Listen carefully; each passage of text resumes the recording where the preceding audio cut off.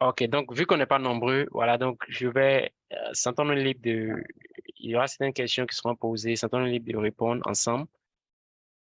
Voilà, donc, le titre de ce workshop, c'est Selling Your Skills, c'est-à-dire vendre tes compétences. Pourquoi est-ce que c'est important?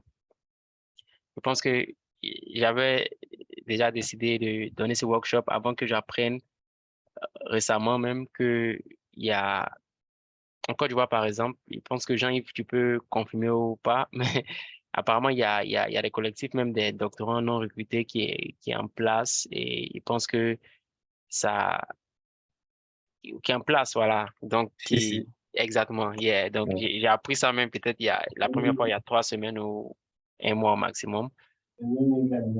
Exactement. Donc, voilà. Donc, je pense que voilà pourquoi c'est important. Voilà, c'est important vraiment d'aborder ce sujet, en fait. C'est-à-dire, dans les 2 premières semaines, on a parlé de la recherche, de comment faire une thèse, mais c'est important aussi de savoir comment vendre nos compétences. Et je pense que le focus, sinon le point focal de cette présentation sera sur d'abord être conscient vraiment des compétences qu'on a ou qu'on est supposé avoir. Voilà, j'ai dit le terme qu'on a ou qu'on est supposé avoir. Je pense qu'à la fin de cet atelier, chacun pourra faire un assessment personnel pour voir est-ce que j'ai ces compétences-là. Voilà une question que je pose souvent. Est-ce que on croit que on peut finir la thèse dans un amphi à Abidjan ou en Côte d'Ivoire en général et être embauché, par exemple, dans des grandes institutions au-delà même de notre nation? Est-ce qu'on croit que c'est une chose possible? Voilà, et c'est là, je pense que au travers à la fin de cet atelier, on pourra tous répondre par l'affirmative que c'est possible, en fait. Voilà, si vraiment on développe les compétences qu'on est supposé développer, en fait. Voilà, et ces compétences, je pense que, voilà, il y a des compétences vraiment en tout cas, on va parcourir un peu comment est-ce qu'on peut arriver à développer ces compétences. Donc, voilà, exactement. Donc, en premier point ici, il dit commençons par le commencement. Commençons par le commencement. Pour vendre ses compétences, il faut vendre ses livres. Voilà. Qu'est-ce que je veux dire par là? Je veux dire, c'est, par exemple, on, on suppose, voilà, lorsqu'on fait une thèse, à la fin de la thèse, par exemple, j'espère que vous voyez mon écran toujours, hein? Ça va? Vous voyez l'écran? Oui, ça va. OK, voilà. Donc, c'est-à-dire à la fin de notre formation, qui dure 3 ans au minimum, je pense, et on a acquis certaines compétences, en fait. Donc, ici, quand je dis vendre, pour vendre ses compétences, il faut d'abord vendre ses livres. Et je sais pas de façon, comment on appelle ça, de façon directe, voilà, mais c'est d'être à mesure, en fait, c'est à mesure de mettre ce qu'on a appris dans un langage, en fait, qui est compris, en fait, de tous. Par exemple, si j'ai fait ma thèse sur le carbone et tout, voilà, c'est-à-dire, on peut se sentir limité, en fait. Peut-être que ma seule option, c'est un travail en amphi en tant que professeur et tout. Mais si on arrive vraiment à sortir des livres, si on arrive à présenter en fait notre travail d'une manière où, c'est-à-dire le CEO d'une entreprise peut comprendre en fait, cela nous ouvre encore d'autres champs, d'autres portes. Voilà, je pense qu'il y a cette compétition, peut-être vous avez entendu parler, ma thèse en 3 minutes qui se fait au niveau national. Et le but de cette compétition, en fait, c'est-à-dire un travail de 300 pages, de 400 pages et plus ou moins. Voilà, c'est de résumer ça en 3 minutes, en fait. C'est-à-dire si tu rencontres quelqu'un d'un ascenseur, en 3 minutes, est-ce que tu peux arriver à captiver son attention avec ce sur quoi tu travailles, en fait? En 3 minutes. Et ce sont on appelle ça la conversation d'ascenseur, en fait. C'est-à-dire, c'est le temps que tu as, en fait. D'ici que tu quittes du troisième étage au premier étage. Est-ce que c'est un temps suffisant pour captiver, en fait, ton audience, en fait, concernant le sujet de ta recherche, en fait? Donc, voilà pourquoi c'est très important déjà de sortir des livres, en fait. Et pour revenir encore au commencement, une chose à savoir, c'est que le doctorat, je pense qu'en Côte d'Ivoire, on appelle ça le doctorat, dans d'autres institutions, c'est le PhD. Je pense qu'il y a un peu de différence, mais on assume que, on va prendre le terme PhD, par exemple, voilà, qui veut dire en lui-même Doctor of Philosophy. Right? So, ça veut dire tu es docteur de philosophie, en fait. Quand tu as un PhD, par exemple, en mathématiques, tu es docteur de philosophie en mathématiques. Voilà, donc on va essayer de décortiquer encore le thème un peu plus loin. Et qu'est-ce que veut dire philosophie en fait, n'est-ce pas? Philosophie, c'est l'amour de la sagesse, la connaissance, etc. Donc, quelqu'un qui a un PhD en mathématiques, c'est un docteur de philosophie en mathématiques. Donc, c'est quelqu'un qui aime en fait la sagesse en fait. Et vu que c'est en mathématiques, c'est un peu appliqué aux maths, n'est-ce pas? Mais c'est quoi la sagesse maintenant? C'est quoi la sagesse? Et tout ça, c'est selon le dictionnaire. La sagesse, c'est la qualité, en fait, d'avoir une expérience, une connaissance, un bon jugement. C'est la qualité d'être sage, en fait. C'est d'avoir un bon jugement, en fait. Donc, pour résumer, en fait, c'est-à-dire lorsqu'on arrive à la fin d'un programme de doctorat, PhD, on est, on a atteint une qualité, en fait. Ça nous donne l'expérience, en fait. Donc, on a la connaissance et on est apte à donner un bon jugement, en fait. C'est appliqué dans la filière principale.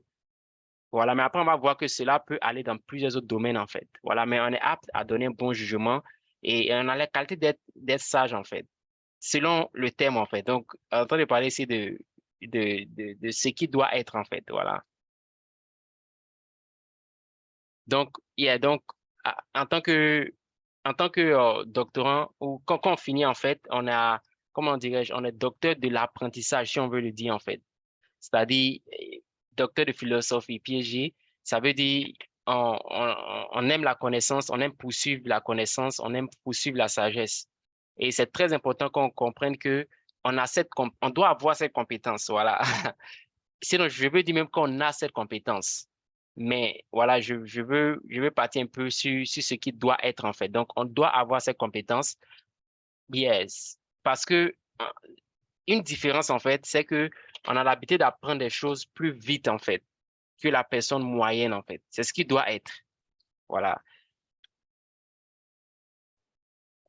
Donc, la question maintenant que je veux poser ici, c'est la suivante. Est-ce qu'on aime la sagesse, est-ce qu'on aime la connaissance, en fait? Parce que c'est ça, en fait. Fondamentalement, en fait, c'est ce qui doit être, en fait, comme un premier, si on veut dire, une première conséquence d'avoir un doctorat, en fait. C'est ce tamoul, en fait, de la sagesse, de la connaissance, en fait. Et si on a ça, en fait, déjà, ça nous place, si un- ça nous place au-delà de la moyenne, en fait, de la personne moyenne. Et donc, euh, avec ça, la prochaine question que je vais poser, c'est quelles sont les compétences qu'on doit développer pendant un programme de doctorat? Je parle de qu'on doit développer, pas forcément de qu'on a développé. Voilà. Et donc, ici, je veux des avis de réponse. Il y a plusieurs, en fait. Voilà. Et au travers de ces présentations, c'est clair que je ne vais pas couvrir tout, mais les fondamentaux, en fait, seront couverts. Alors, donc, des volontaires, quelles sont des compétences que vous pensez que l'on doit développer? Voilà. Et quand je dis doit ici, c'est pas forcément de la responsabilité de l'apprenant, ça peut être aussi de la responsabilité, en fait, de l'enseignant aussi.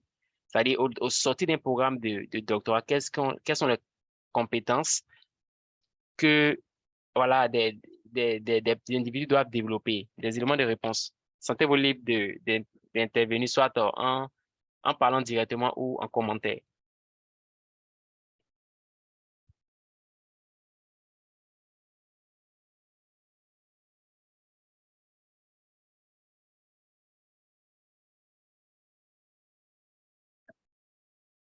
Quelqu'un?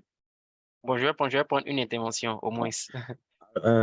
Moi, je dirais, je peux intervenir? Yeah, vas-y. Vas-y.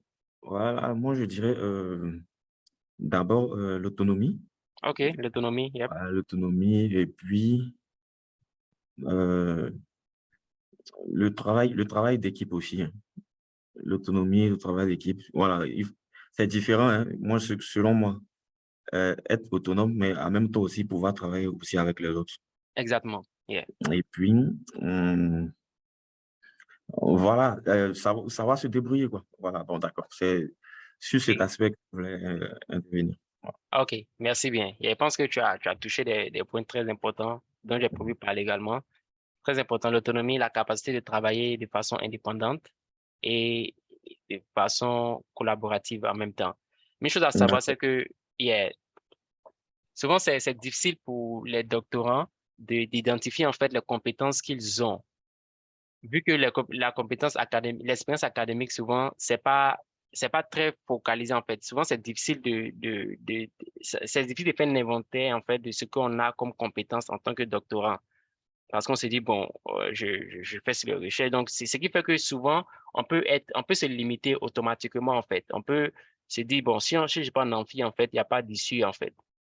Voilà. Et souvent, on trouve des doctorants qui ont la difficulté à présenter, en fait, les compétences qu'ils ont dans des contextes non académiques, en fait. Par exemple, supposons que dans ta ville, dans ton village, tu es la seule personne qui fait le doctorat, ben, l'une des rares personnes et bon, tu es à l'école, on sait que tu travailles sur des choses en fait, mais souvent c'est facile de voir ce qu'on fait comme séparé en fait de notre vécu de tous les jours en fait, n'est-ce pas? Donc souvent c'est difficile de présenter même les compétences qu'on a dans un domaine ou bien à une audience non académique. Mais la vérité est qu'on développe des compétences, en fait. Je veux les qualifier de compétences qui sont transférables, en fait. So, au travers d'un programme de doctorat, on doit être à mesure, sinon on doit développer des compétences qui sont transférables et c'est-à-dire qui peuvent s'appliquer à n'importe quel autre domaine. Et donc, durant un programme de doctorat, par exemple, on n'apprend pas seulement concernant notre sujet de recherche. On apprend aussi des compétences clés, en fait, qui s'appliquent et au monde professionnel et au monde académique, en fait. Et la triste vérité, c'est que plusieurs institutions n'enseignent pas, en fait, ou bien, c'est pas comme si, je sais pas si c'est le cas dans vos facultés, en fait, mais est-ce qu'il y a, peut-être, supposons que en la première année, quand tu commences ton doctorat, est-ce qu'il y a, il y a un cours, par exemple, ou c'est pas, il y a un séminaire, il y a un atelier qui parcourt un peu quelles sont les compétences que vous devez acquérir. Par exemple, vous venez de commencer votre programme. Dans 3 ans, voici les compétences que vous aurez.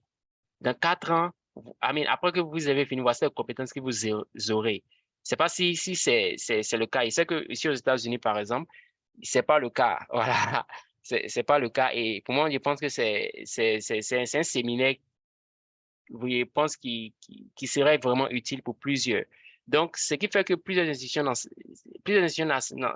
n'enseignent pas les doctorants, par exemple, à articuler ces compétences transférables d'une manière qui s'aligne vraiment à la société, en fait, ou au monde professionnel. Et ce qui fait qu'on n'est pas souvent même capable de communiquer, en fait, ces compétences-là. On n'est pas capable nous-mêmes de les communiquer, en fait. Tu vois, par exemple, on peut faire cet exercice, par exemple, en tant que doctorant, par exemple, quelles sont les compétences que chacun a? Mais si on avait le temps, en fait, il y a donner la possibilité à chacun de dire un peu, voilà, voici les compétences que j'ai, en fait. Et souvent, peut-être on fait plusieurs choses, mais on ne sait pas vraiment, en faisant ça, voici la compétence que j'acquiers ou voici la compétence que je dois acquérir, en fait. Et souvent, c'est difficile vraiment c'est-à-dire quand nous rêvons au milieu de la nuit, par exemple, de donner les compétences qu'on a, en fait. Par exemple, un menuisier va dire, bon, oh, moi, je sais faire les tableaux, je sais faire les bancs, en fait. Et la personne peut lister, en fait, ses compétences de cette façon. Et le but de ce workshop, c'est pour nous, à la fin de cet atelier, d'être à mesure d'énumérer les compétences qu'on a, en fait. C'est-à-dire, lorsqu'on va postuler pour les positions, en fait, on va pas dire, bon, je suis débutant, en fait, j'ai pas d'expérience. Les étudiants de licence, de BTS, peut-être, peuvent le dire s'ils le veulent. Mais encore moins, encore là, je pense qu'il y a des compétences même qu'ils acquièrent. Mais au sortir d'un programme de doctorat, par exemple, c'est vrai que c'est la première fois en entreprise, peut-être, mais on vient avec un bagage, en fait, de compétences en fait, on a emmagasiné, en fait, au cours de 3 ans ou plus. Voilà, donc, on va partir droit dans le sujet. Donc, les premiers types de compétences, en fait, dont je veux parler, sont les compétences d'analyse et de problem solving. Problem solving, je pense en français, solution de problèmes. Genre comment la capacité de résoudre les problèmes, voilà, en quelque sorte. Donc, c'est l'une des compétences qu'on a, en fait. Et c'est l'une des il appelle ça la première vague de compétences que l'on développe ou l'on doit développer, en fait. Donc, ça veut dire ici peut-être, je pense que le but, comme je disais, c'est que chacun fasse une analyse personnelle après cet atelier pour voir est-ce que j'ai telle compétence. Et si j'en ai pas, par exemple, comment l'avoir en fait. Et je pense que le prochain workshop qui suit, le tout dernier, bon, selon le programme, le tout dernier, je vais toucher un peu ces aspects, en fait, comment faire pour acquérir, en fait, parce que on va parler là-bas de comment se préparer, en fait, pour des positions dans le domaine académique ou en entreprise, etc. Mais déjà, c'est la capacité de définir un problème et d'identifier les raisons ou les causes de ce problème. Je pense que, souvent, notre système académique n'est pas aussi mauvais que ça. Je pense que le système ivoirien, on peut penser que c'est mauvais, mais je ne pense pas que c'est aussi mauvais que ça parce que, par exemple, on évolue, lorsqu'on a su un, on apprend à faire les exercices de problème, n'est-ce pas? Problème est quelque chose que j'ai oublié, mais où il y a un problème qui est posé en mathématiques et le but, c'est de répondre, n'est-ce pas? C'est de faire solution résultat, opération. Je pense que s'il y a bonne mémoire, c'est ça les choses qu'on faisait et tout. Mais ce but-là, lorsqu'on faisait ça, en fait, le problème nous était posé, en fait, n'est-ce pas? Le problème est déjà donné et notre but, en fait, notre rôle, c'est de résoudre le problème. Mais dans un programme de doctorat, par exemple, c'est non seulement on doit résoudre le problème, mais on n'a pas de problème, en fait, n'est-ce pas? C'est à nous vraiment de venir de voir une situation et de prendre l'occasion de définir le problème et donner le contour du problème, en fait et être à mesure d'identifier quelles peuvent être les causes de ce problème. C'est à l'issue de ça qu'on peut proposer une méthodologie, n'est-ce pas? Donc, voici une compétence déjà qu'on a qui place déjà un doctorant ou qu'on doit avoir, en fait, qui nous place au-delà de la personne moyenne, en fait, de la capacité de voir une situation, de définir un problème et d'identifier les solutions possibles. Par exemple, en début de cette présentation, je parlais un peu du collectif des doctorants non recrutés. Il y a 4 semaines de ça que j'ai appris, en fait, je ne savais même pas et tout. Donc, il y a un problème qu'elle a, en fait, n'est-ce pas? On peut pour voir la situation, définir un problème et quelles peuvent être les solutions possibles à ce problème. Et c'est une compétence qu'on a, en fait. Et une telle compétence est recherchée que ce soit dans le monde des affaires ou dans le monde académique, en fait. La capacité de définir un problème et d'identifier les causes possibles de ce problème. Ensuite, la capacité de comprendre une grande quantité d'informations. C'est très important. C'est-à-dire que la personne moyenne est submergée, en fait, lorsqu'il y a plusieurs informations, en fait, n'est-ce pas? Mais au travers d'un programme de doctorat, c'est une compétence qu'on développe, en fait, la capacité de comprendre, en fait, des informations qui sont larges. Et je pense que la prochaine séance, en fait, on va parler un peu des choses. Je pense qu'il va toucher un peu LinkedIn, par exemple, comment présenter ses compétences, en fait, sur LinkedIn, en telle enseigne que on arrive à mieux se vendre, en fait. Voilà. Et comme je disais en début, je pense que c'est possible de finir dans les amphis en Côte d'Ivoire et avoir des positions au-delà de nos contrées, en fait. Et cela passe par être conscient qu'on a développé des compétences. Et si on n'a pas développé des compétences, c'est l'occasion de vraiment s'assurer qu'on les développe dans le peu de temps qu'on a et pouvoir mieux aussi les présenter, en fait, au public. Donc, la capacité de comprendre une grande quantité d'informations. Voilà. Et ensuite, voilà, comment former et défendre une conclusion indépendante. Je pense que lorsqu'on fait la soutenance ici on dit la défense, voilà, lorsqu'on fait la soutenance, en fait, c'est-à-dire on a fait une étude, on a proposé une méthodologie et on se présente comme, on vient défendre en fait nos conclusions, en fait. Voilà, on pense que la conclusion est valide à cause de X, Y, par exemple. Donc, c'est la capacité de former et de défendre des conclusions, une conclusion genre, c'est cette faculté-là, en fait, qu'on développe également. Donc, c'est une compétence à avoir, en fait. Donc, vendre ses compétences, mais ici, on se focalise d'abord sur quelles sont les compétences qu'on a ou qu'on doit avoir, en fait, avant de pouvoir les vendre, en fait. Donc, c'est une compétence qu'on a. Et c'est la compétence de design, une expérimentation ou de planifier ou bien de modeler, par exemple, un problème. C'est-à-dire, on a défini le problème, il est là, mais on arrive à conceptualiser le problème. Par exemple, sur une forme peut-être mathématique avec des équations. Par exemple, le phénomène des microbes, c'est un problème social. Et comment résoudre on a des variables, n'est-ce pas? Quelles sont les variables? On propose un modèle et il y a des variables qui vont dans ce modèle. Ou peut-être qu'il y a ce phénomène parce que les jeunes peut-être n'ont rien à faire. Donc, il y a l'emploi, par exemple, qui peut être une variable, etc. Donc, on propose un modèle, en fait, pour définir, en fait, le problème et on teste des hypothèses, etc. Donc, ce sont des compétences qu'on a, en fait. Par exemple, si une entreprise est sur le point d'aller peut-être en faillite, n'est-ce pas? Donc, c'est un problème. Donc, étant en sortie du doctorat, on a cette compétence-là, en fait, on peut leur proposer, voici peut-être des variables, en fait, qui peuvent causer, en fait, ce problème que vous expérimentez, par exemple, et voici un modèle qu'on propose. Essayons ce modèle, essayons cette théorie et voyons sur une période de 3 ans ou sur une période d'1 an, le résultat, etc. Donc, c'est des compétences qu'on a. Et le deuxième groupe de compétences, c'est des compétences interpersonnelles et de leadership. C'est très important. Je pense que, je pense que c'est la base aussi, c'est la base, je dirais. Donc, la capacité de faciliter des groupes de discussion ou même de conduire des réunions, etc. Donc, on a ça en fait, n'est-ce pas? Je suppose que dans la plupart des programmes, par exemple, de doctorat, où les doctorants sont encadrent, par exemple, les étudiants de master sur des petits projets, des travaux dirigés, par exemple. Donc, cela vient avec des compétences. Je ne sais pas si c'est le cas dans toutes les facultés, mais si tel est le cas, c'est la compétence qu'on acquiert au travers de ça, en fait. La capacité de diriger, en fait, ou de faciliter des groupes de discussion. Et ensuite, la capacité même de motiver les autres à compléter leur projet, en fait. La capacité de motiver les autres à compléter leur projet. Et même si on n'a pas un programme on n'a pas une faculté qui offre cette possibilité-là, en fait, mais chacun peut prendre cela comme un défi personnel, en fait, de voir, par exemple, oh, dans notre faculté, il y a des personnes qui sont en licence, il y a des personnes qui sont en master, c'est-à-dire comment comment arriver à les encadrer, à les motiver en fait à compléter leur projet, que ce soit au niveau de groupe ou individuel. Donc, ce sont des compétences qu'on acquiert en fait, parce que ce soit en domaine académique ou en entreprise, ce sont des compétences qui sont demandées en fait. C'est comment est-ce qu'on peut arriver, en tant que manager par exemple, comment est-ce qu'on arrive à motiver les autres à accomplir leurs tâches en fait. Donc, ce sont des compétences qu'on a en fait, qu'on est supposé acquérir en fait au travers d'un programme de doctorat. Et comment répondre de façon appropriée au feedback, que ce soit positif ou négatif. C'est très important parce que je suppose que pendant la thèse, par exemple, l'écriture de la thèse, on a des feedbacks des professeurs, des collègues, etc. Et souvent, ce sont des feedbacks peut-être qui peuvent, voilà, qui viennent de façon même négative, en fait. C'est pour ça que tu as fait un travail, et bon, on s'est dit, bon, le travail, il est nul, en fait. Recommence-le à zéro, par exemple. Ça peut venir, voilà, ça touche à la personnalité, en fait.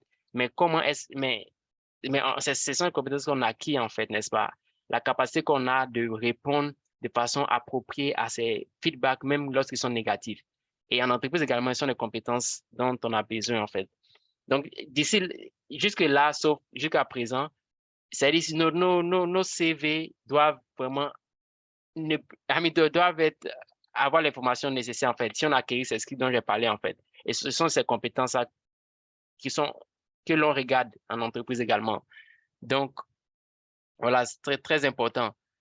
Et un autre point ici, c'est l'habilité de mentor, comme je disais, d'être des mentors, des subordinates ou même des peers, par exemple, de façon effective. Donc, c'est une autre compétence qu'on acquiert ou qu'on est censé acquérir. Voilà. Quand je dis qu'on acquiert, je parle de qu'on doit acquérir, en fait. Voilà. Et collaboration sur les projets. Je pense qu'il y a Jean-Yves en début qui avait parlé un peu il avait parlé de la collaboration qui est très importante. Voilà. Et il pense que très peu, très peu de positions en entreprise, par exemple, demandent que tu complètes le travail tout seul, en fait. Je pense que ceux qui ont un peu une expérience peuvent en témoigner. C'est-à-dire, voilà, même en académie aussi, c'est pas très peu de, on n'est pas appelé à compléter tout nous-mêmes, en fait. Il y a une, il y a une porte, vraiment, il y a une room pour faire les projets indépendants, mais il y a une autre facette également où on est appelé à travailler sur les projets en collaboration avec d'autres personnes. Donc, c'est très, très, très important. Et c'est une compétence qu'on a, en fait, n'est-ce pas? Je suppose on fait partie peut-être d'un groupe de recherche, même si c'est pas un groupe de recherche au niveau avec les professeurs, tout même en tant entre collègues, par exemple. On fait partie des groupes, en fait. Et ces groupes-là, au travers de ces groupes-là, on développe cette capacité, en fait, cette faculté. Voilà. Et la capacité également d'enseigner des compétences et des concepts aux autres. Voilà. Et je pense que c'est ce qui fait qu'on peut se dire, bon, je vais être professeur après ou même si on va en entreprise, mais la capacité de diriger, en fait, d'enseigner aux autres des concepts.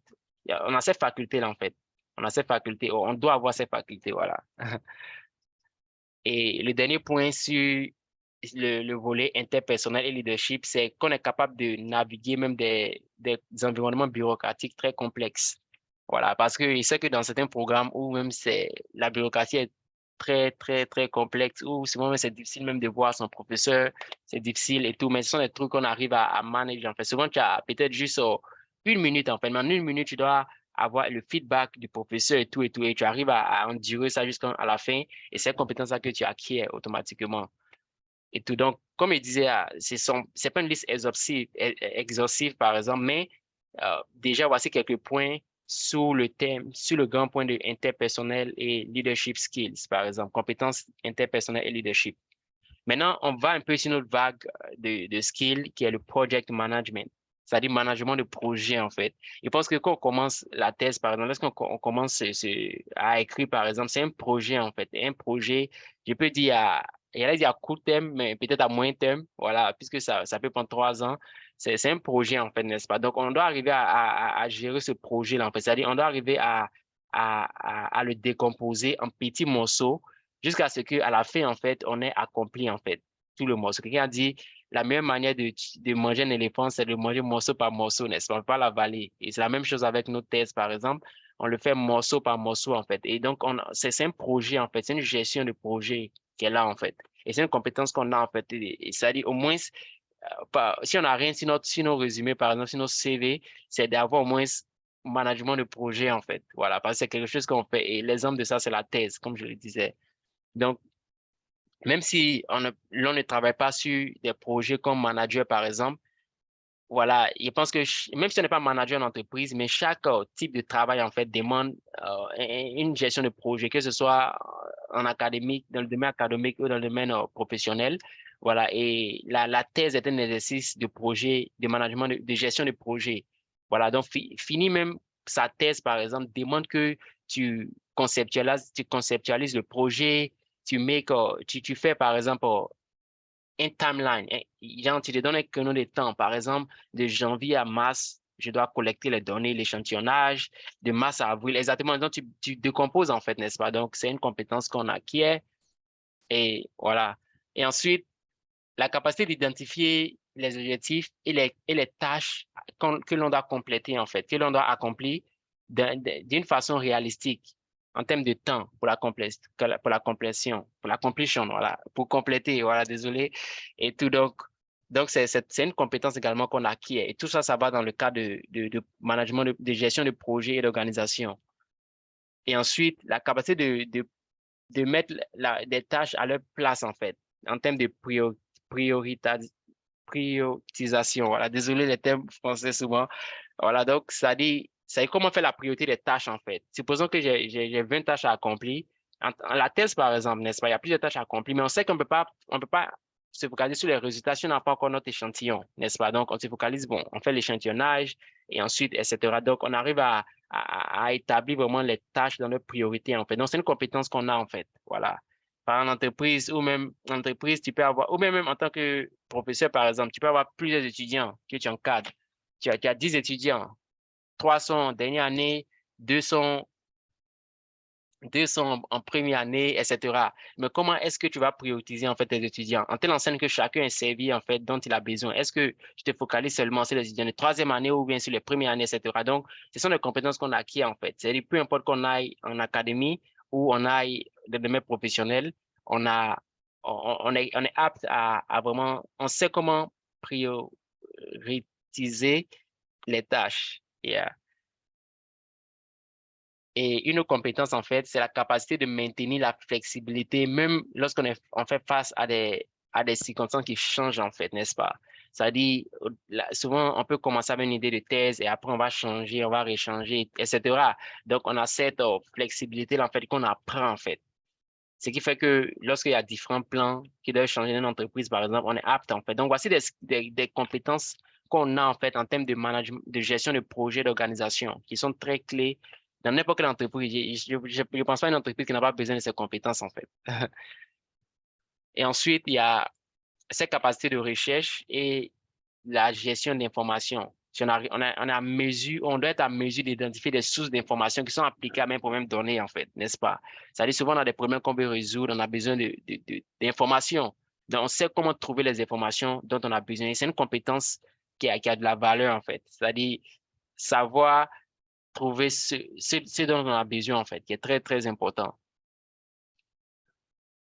Et ensuite, la capacité de comprendre et de synthétiser une large, une quantité énorme de données, en fait. Ce qui est très important, ça ne veut pas de la recherche, n'est-ce pas? On a assez de données, que ce soit la recherche quantitative ou qualitative. Ce sont les deux grands types de recherche, n'est-ce pas? Donc, que ce soit en quantitative ou en qualitative, on deal avec, c'est-à-dire, on fait face à des quantités de données, en fait. Et ici, au travers d'une thèse, par exemple, d'un programme de doctorat, on doit être apte de synthétiser, en fait, de larges quantités d'informations, qui est très important. C'est-à-dire comment tu fais, par exemple, des entretiens semi-directifs, par exemple, semi-directifs, et c'est-à-dire, en une heure d'entretien, tu as assez de pages de données, en fait, n'est-ce pas? La personne parle à propos de, de ses perceptions, etc. Mais comment rendre ça, comment synthétiser toutes ces informations, en fait, et présenter les résultats. Donc, c'est ce qu'on fait, en fait. Donc, c'est une compétence qu'on doit être à mesure de développer au sortir d'un programme de doctorat. Et ensuite, la capacité de design et d'analyse des surveys. Voilà. Et ça, je mets astérisque et je vais revenir là-dessus tout à l'heure. Mais c'est une compétence également qu'on a, en fait, et qu'on doit avoir, qui est très importante. Et ensuite, la capacité de développer, voilà, des principes d'organisation, c'est-à-dire dans la mesure d'évaluer les données, en fait. Donc, le troisième point, le quatrième point, je vais revenir tout à l'heure là-dessus. Voilà, je pense que ce sont deux points vraiment très importants. Voilà, donc les compétences de recherche ont de la valeur, en fait, n'est-ce pas? Ils ont de la valeur même dans les domaines qui sont hors de l'académique, en fait, c'est-à-dire même en entreprise, en fait. Voilà, ce sont des compétences très, très, très, très importantes. Et en tant que doctorant, par exemple, on doit être à mesure vraiment de déterminer quelle est la meilleure approche pour répondre à une question, n'est-ce pas? La recherche, la méthodologie. C'est comment trouver les données qui sont relevantes, qui sont applicables à notre contexte, comment designer, par exemple, une façon d'analyser les données, comment comprendre une grande quantité de données, comment synthétiser nos résultats. Et et même, on utilise la recherche souvent pour persuader les autres, n'est-ce pas? Et face à nos conclusions, par exemple, au travers de j'ai mené cette recherche, en fait, et avec cette recherche, par exemple, si on prend ce produit, par exemple, si on institue, par exemple, les cours de renforcement obligatoires, les étudiants vont savoir lire lorsqu'ils arrivent en sixième. Si tel est le résultat de la recherche, on utilise la recherche même pour convaincre les autres, en fait, n'est-ce pas? Donc, voilà pourquoi ce sont des compétences très importantes.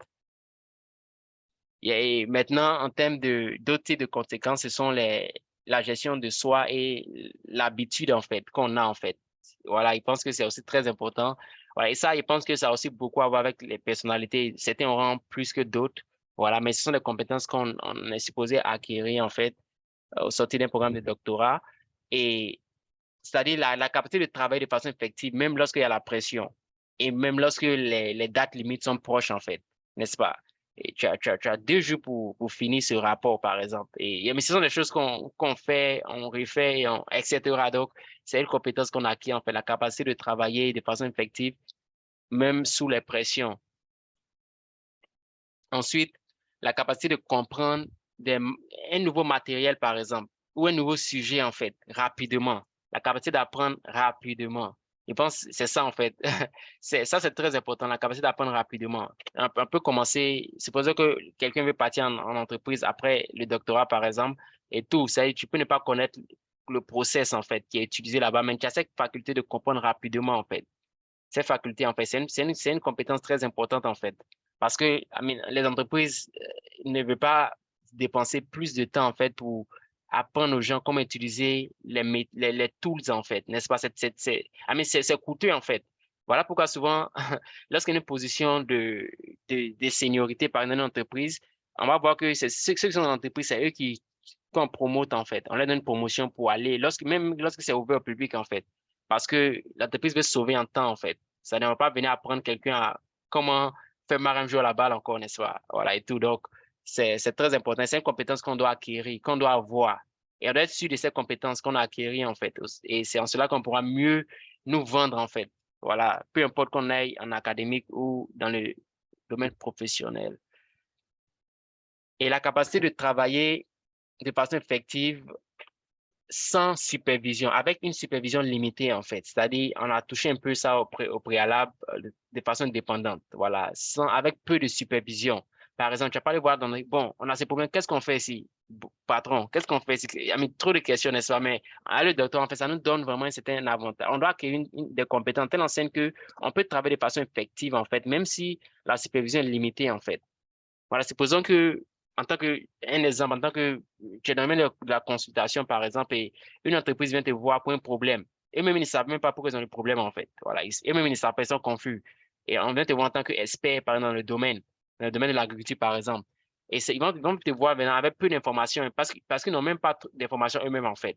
Et mais ta capacité, la capacité que tu as développée en tant que, dans le programme de doctorat, te donne la capacité de travailler de façon effective, de produire des résultats effectifs même lorsque même tu n'as pas toutes les informations, il n'y a pas vraiment de supervision, il n'y a personne à qui tu peux poser la question, mais ça veut dire quoi? Ça veut dire quoi? Mais tu es capable de toi-même utiliser d'autres compétences dont on va parler tout à l'heure pour aider au maximum cette entreprise, par exemple. Donc, c'est notre point et on continue avec un autre type de compétence qui est, je pense, très, très important, la communication écrite et orale. Voilà, c'est-à-dire comment préparer de façon concise et de façon logique, en fait, un matériel qui est écrit, en fait. Voilà. Une chose à savoir, c'est que ça demande une pratique, en fait, pour être un bon écrivain, en fait, n'est-ce pas? Un bon écrivain. Et, mais l'avantage qu'un doctorant ou que celui qui finit un doctorat a, en fait, ou doit avoir, c'est que on a plusieurs années, en fait, de pratique, en fait, n'est-ce pas? Ça demande assez de pratique pour un bon écrivain. Mais dans le doctorat, on a plusieurs années de pratique, en fait, 3 ans. Dans certaines, aux États-Unis, par exemple, c'est 5 ans, par exemple. Ce sont des années de pratique, en fait, à l'écriture, que ce soit dans un journal, un journal, une thèse, des conférences, des manuscrits, etc. Donc, ce sont des pratiques, en fait, n'est-ce pas? Et les feedbacks que tu reçois de tes professeurs, les feedbacks que tu reçois des reviewers, ceux qui font les reviews des journaux, par exemple, là, tu reçois des feedbacks en fait, ce sont des pratiques, en fait. Ils vont te dire, bon, voilà, cette idée n'est pas claire. Est-ce que tu peux reformuler, en fait? C'est la pratique gratuite, en griffe, que tu as, en fait, qui fait de toi un bon écrivain, en fait, à la fin de ton programme. Donc, c'est une compétence que l'on doit avoir, en fait. Voilà. Et c'est un exercice, en fait. Comme il dit, une bonne écriture commence avec une bonne lecture, n'est-ce pas? Donc, voilà pourquoi il faut s'y mettre et le fait qu'on s'y met à lire d'autres articles, d'autres auteurs dans le domaine, par exemple, cela nous positionne aussi à être des bons écrivains et c'est une compétence qui est très importante, que ce soit en académique ou en entreprise. Voilà. Et une bonne communication orale a toujours une valeur, n'est-ce pas? Et en tant que doctorant, on a plusieurs opportunités d'avoir des public speaking, comme on le dit, de se tenir devant un public pour parler, en fait. Et la soutenance, c'est un produit final. Mais même avant d'arriver à la soutenance, on doit s'y donner plusieurs opportunités, en fait, de pratiquer, en fait, de façon gratuite, en fait, de façon, il appelle ça moins coûteuse, en fait. Voilà. Donc, premier point, c'est le premier point est établi. Le deuxième point, c'est d'organiser, de communiquer des idées de façon effective, d'une façon orale à un groupe, que ce soit un petit groupe ou un grand groupe, en fait. Donc, on a ça, en fait. On doit avoir la capacité de créer à tous les niveaux, en fait. Que ce soit un abstract ou que ce soit même un manuscrit on doit avoir cette capacité, en fait. Voilà, on doit avoir cette capacité. Et l'avantage d'écriture, en fait, l'écriture est vraiment difficile, en fait, parce que c'est plus facile c'est plus facile de parler, en fait, que d'écrire, en fait, n'est-ce pas? Mais lorsqu'on écrit, en fait, on formalise, en fait, j'appelle, l'écrit, c'est formaliser la pensée, en fait. Voilà, c'est formaliser la pensée, en fait. Et si on arrive à mettre sur papier, en fait, voilà, sur écran, peu importe, si on arrive à écrire vraiment ce qu'on pense, je pense que c'est une compétence très importante. C'est une compétence très importante. Parce que généralement, comme on l'aime le dire souvent, souvent il y a des choses qu'on essaie d'expliquer, c'est tellement, je sais ce que je veux dire, mais je ne sais pas comment expliquer, en fait, n'est-ce pas? Mais au travers de l'écriture, en fait, si on a pu mettre ça sur papier, en fait, cela nous donne un avantage, en fait. Donc, une compétence qu'on doit avoir, c'est de savoir écrire, en fait, à tous les niveaux, en fait. Voilà.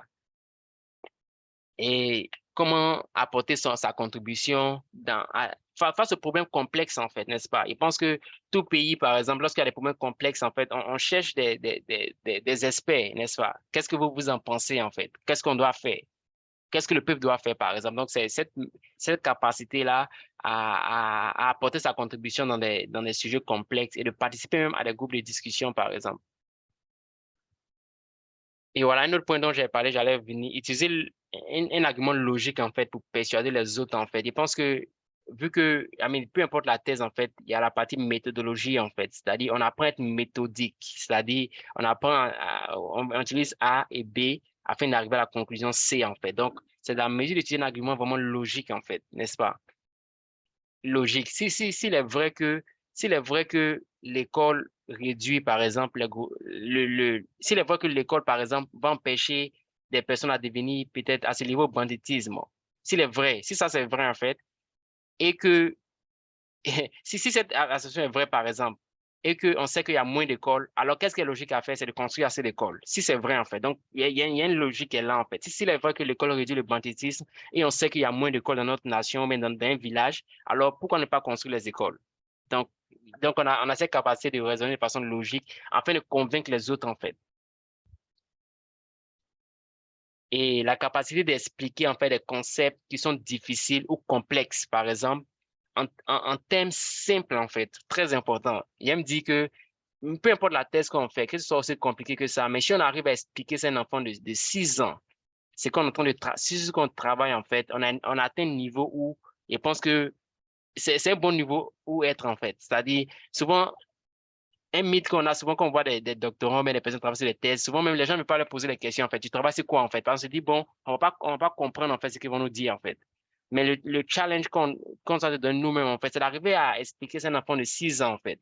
Et on va voir que si on arrive à expliquer à un enfant de 6 ans, peu importe, quand on se réveille au milieu de la nuit, peu importe dans le bus, peu importe où on nous voit, qu'on nous démontre ce qu'on travaille, cela va venir de façon naturelle, en fait. On n'a pas besoin de réfléchir, en fait. Parce on arrive à expliquer ça d'une façon, on utilise des termes moins compliqués, moins difficiles pour expliquer ça. Donc, on utilise des termes basiques, en fait, pour expliquer, en fait, ce qu'on travaille. Parce que je travaille sur le carbone CO2. C'est-à-dire, un enfant de CP1 peut ne pas connaître ce qu'est le CO2, n'est-ce pas? Mais comment expliquer d'une façon qu'ils peuvent comprendre? Il y a un exercice voilà, quelqu'un m'a parlé de cet exercice une fois. C'est-à-dire, essaie d'avoir une conversation avec un enfant, en fait. Par exemple, c'est pour ça que tu as un téléphone et l'habillage est rouge. Tu dis à l'enfant, par exemple, oh, l'habillage est rouge. Et l'enfant a 6 ans, va te dire, bon, c'est quoi le rouge, en fait? Et comment expliquer le rouge à un enfant, en fait, n'est-ce pas? Donc, c'est un exercice qui nous apprend vraiment à expliquer les choses compliquées en petits thèmes, en thèmes basiques, en fait. C'est-à-dire, oh, l'enfant va te demander, c'est quoi le rouge? Mais, tu peux être bloqué, en fait. Tu te demandes, mais comment je vais expliquer le rouge, en fait? Je sais que c'est rouge, mais comment est-ce que j'explique le rouge? Donc, voilà, donc c'est un exercice à faire, en fait. Et je pense que chacun peut faire ça avec même sa thèse. C'est-à-dire, comment arriver à expliquer ça d'une façon, en thème basique, en fait. En telle enseigne que un enfant de 6 ans qui sait lire, qui comprend, en fait, le français, je veux dire, peut comprendre, en fait. Voilà, donc c'est très important. Et en fin de compte, le dernier point ici, c'est la capacité d'écrire des grandes propositions de façon effective. Voilà, je pense qu'on aura l'occasion, pas maintenant, mais d'aborder ça. Je pense on a exactement 11 minutes restant, vu que je dois partir exactement à 30. Voilà. Mais on va toucher un peu d'autres compétences rapidement. Je pense que ces autres compétences, on a déjà touché un peu déjà.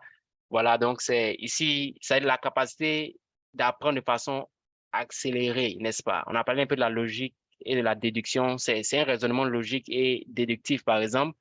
Et on a une compréhension technique. On arrive à construire des systèmes. Ce sont des systèmes, ce sont des compétences qu'on a en fait. System building et data analysis. Et ici, il y a mis spoiler alert, c'est-à-dire, et je pense qu'on a prévu quatre workshops, mais il y aura un cinquième. Voilà, je vais me donner dans la conversation, mais je vais toucher un peu. Je pense que le premier workshop, il avait mentionné si on pouvait toucher un peu les statistiques, proprement dit. Donc, voilà, vu que la compétence d'analyse de données, par exemple, data analysis, c'est très important, peu importe la filière. Voilà, je vais donner un dernier workshop sur comment être bon aux statistiques sans être un statisticien. Voilà, très important. Comment arriver à être bon en statistique sans être un statisticien. Ça veut dire, voilà, pour ceux qui ont une appréhension concernant les maths, là, ça concerne tout le monde, en fait. Ça, peu importe qu'on aime les maths ou pas, mais ça concerne tout le monde. Voilà, c'est-à-dire, le but, c'est de toucher, en fait, comment arriver à être bon sans forcément être, c'est-à-dire comment profiter du fruit sans l'arbre, en fait. C'est ce que je veux faire, en fait, dans ce workshop. Donc, voilà, je vais mettre le lien tout à l'heure. Je vais mettre le lien tout à l'heure quand j'aurai fini la présentation en commentaire pour que ceux qui sont intéressés s'inscrivent, voilà, et tout. Et donc, un autre point, c'est-à-dire la capacité, comme on avait déjà mentionné, de trouver les informations, information seeking, et puis une motivation interne qui est très important parce que, je pense que c'est un processus tellement long, n'est-ce pas? Le doctorat, qu'on arrive jusqu'à la fin, en fait, ça veut dire, en essence, en fait, ou en principe, on doit avoir ce sens de motivation interne qui est élevé, en fait, au-delà de la moyenne, en fait. Parce que, à n'importe quel moment, on pouvait dire que c'est la fin, en fait. À n'importe quel moment, on pouvait dire, bon, c'est fini, j'abandonne.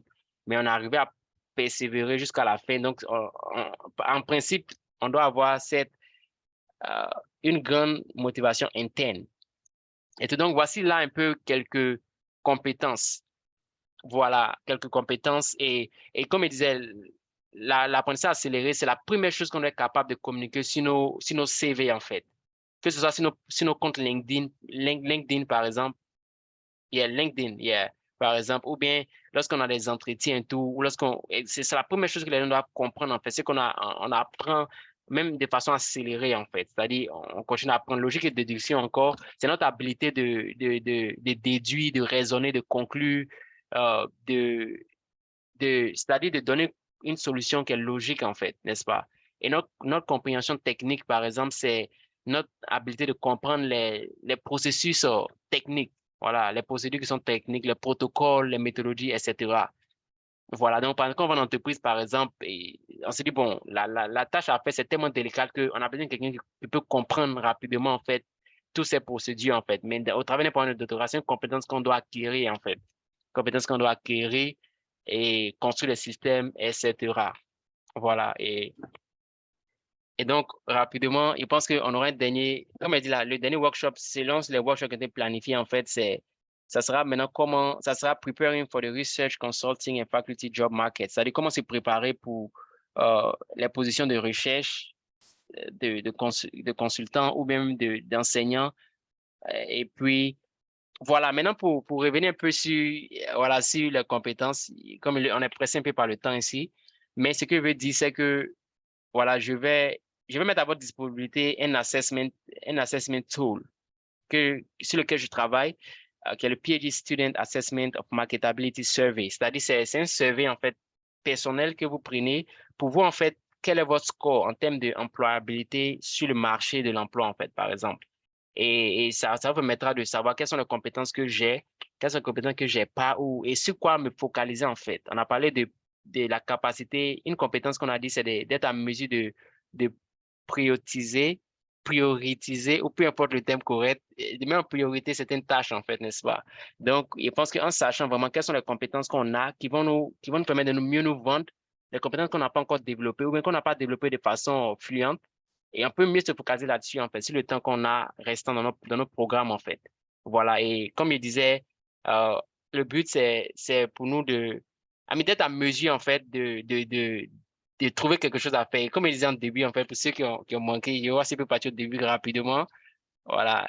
Il disait, j'étais choqué, en fait, il y a 4 semaines, lorsque j'ai appris que, voilà, il y a ce collectif des docteurs non recrutés, en fait. Et je savais même pas par rapport à ça avant de faire ce workshop.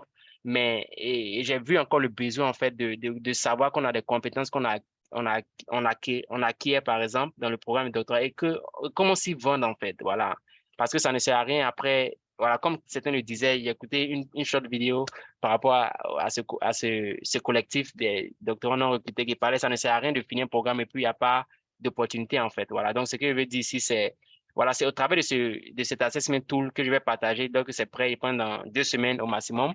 Chacun pourra se faire un self-assessment, en fait, personnel pour voir qu'est-ce que j'ai comme compétence ou quel est mon score en termes d'emploi, de marketabilité et comment développer certaines autres compétences, en fait. Et pour revenir un peu sur le début, en fait, il dit pour vendre ses compétences, il faut vendre ses livres, en fait. C'est-à-dire, il faut essayer de sortir, en fait, des livres, en fait. Voilà. Sortir des livres, c'est-à-dire arriver à, à, voilà, comme il disait même, c'est ce qu'on fait en fait, c'est technique en fait, mais comment le présenter en fait, tellement c'est que les gens sont intéressés. Parce que je pense qu'il y a un mythe qui circule qui dit, bon, quand tu as le doctorat, on ne peut pas t'employer en fait. Ou quand tu as le doctorat, c'est comme si on se met dans un box en fait, dans une boîte. Et donc, c'est l'occasion de sortir en fait de ces boîtes-là et de sortir des livres également et tout. Donc, je pense que c'est un peu ça. L'enregistrement sera disponible. Voilà, et on est un peu pressé par le temps. Je ne sais pas s'il y a une question qu'on peut prendre rapidement avant de terminer.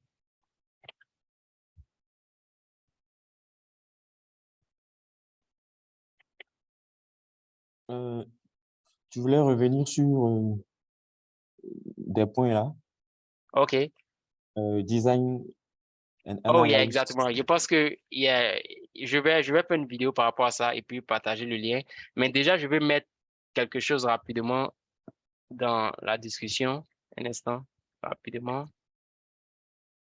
Yeah, je vais mettre le lien dont j'ai parlé pour le tout dernier workshop qu'on aura sur comment devenir bon en statistique sans être un statisticien. Je pense que qui est très important vu que c'est une compétence que je pense très importante qu'on développe.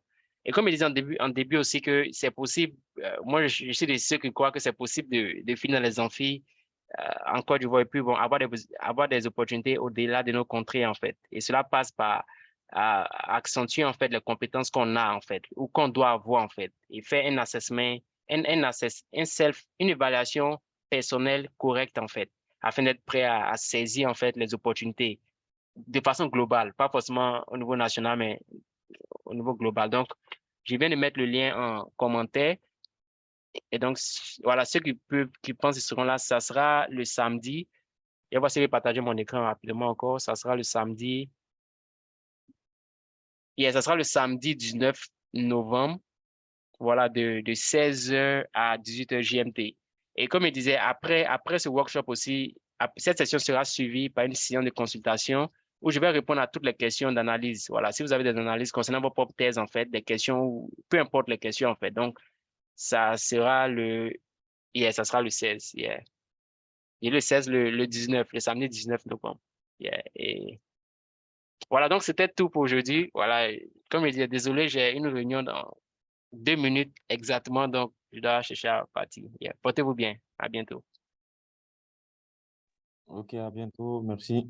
Yeah, merci bien. Yeah. Merci à tous d'être venus et voilà, si vous n'êtes pas encore dans le groupe, on va s'assurer de vous ajouter puis on pourra communiquer les autres informations là-bas. Yeah. Portez-vous bien. À plus.